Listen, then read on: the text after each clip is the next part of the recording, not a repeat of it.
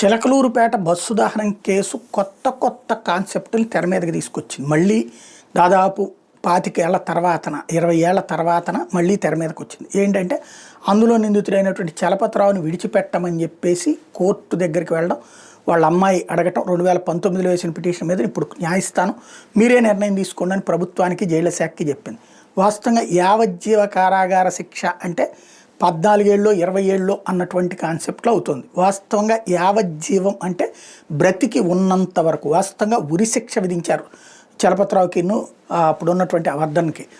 వాళ్ళకి వేస్తే ఆ ఉరిశిక్షని తర్వాతన రాష్ట్రపతి క్షమాభిక్ష పెట్టడంతో ఆగింది.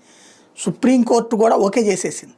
ఉరి తీయాల్సిన టైంలో మానవ హక్కులు పౌర హక్కుల సంఘాలు అడగటం ఇదంతా. వాళ్ళ ఇళ్లలో వాళ్ళు చచ్చిపోతేనేమో అయ్యయ్యో మా వాళ్ళని చంపేశారు అని చెప్తారు.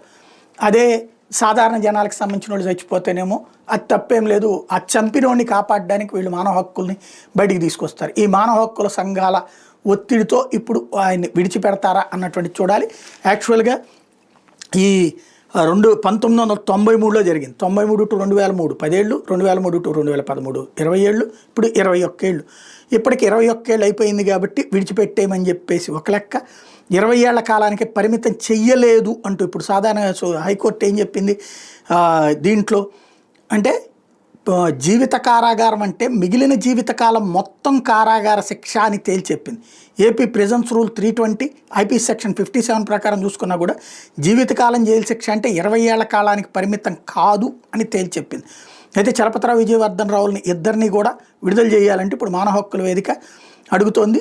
అంటే ఈ చంపేసినటువంటి వాళ్ళు మరి జనజీవన స్రవంతిలోకి వస్తే ఈ సమాజానికి ఏం ప్రయోజనమో వాళ్ళు చెప్పాల్సి ఉంది.